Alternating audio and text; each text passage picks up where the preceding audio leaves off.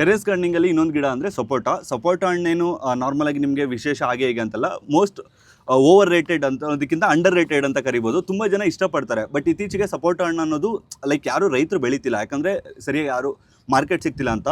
But juice ಅಂಗಡಿಗಳಲ್ಲಿ ಈಗಲೂ ಕೂಡ ಸಪೋಟ ಹಣ್ಣಿಗೆ ಡಿಮ್ಯಾಂಡ್ ಇದೆ. ನಿಮ್ಗೆ 1 kg 40 ರೂಪಾಯಿ 50 ರೂಪಾಯಿ ಈ ಥರ ಇರುತ್ತೆ.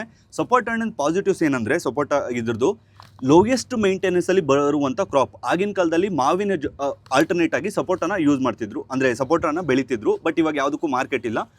ಸೊ ಇದು ಒಂದು ಬಂದುಬಿಟ್ಟು ಕ್ರಿಕೆಟ್ ಬಾಲ್ ಅಂತ ತಳಿ, ಇನ್ನೊಂದು ಬಂದುಬಿಟ್ಟು ನಾರ್ಮಲ್ ಉದ್ದ ಬರುತ್ತೆ. ಕ್ರಿಕೆಟ್ ಬಾಲ್ ಬಂದುಬಿಟ್ಟು ರೌಂಡ್ ಬರುತ್ತೆ, ಇನ್ನೊಂದು ತಳಿ ಬಂದುಬಿಟ್ಟು ನಾರ್ಮಲ್. ಸೊ ಇದನ್ನ ಏನಕ್ಕೆ ಹಾಕ್ತಿದ್ದೀವಿ ಅಂದರೆ, ನನಗೆ ಪರ್ಸ್ನಲಿ ಸಪೋಟ ಹಣ್ಣು ಅಂದರೆ ತುಂಬ ಇಷ್ಟ.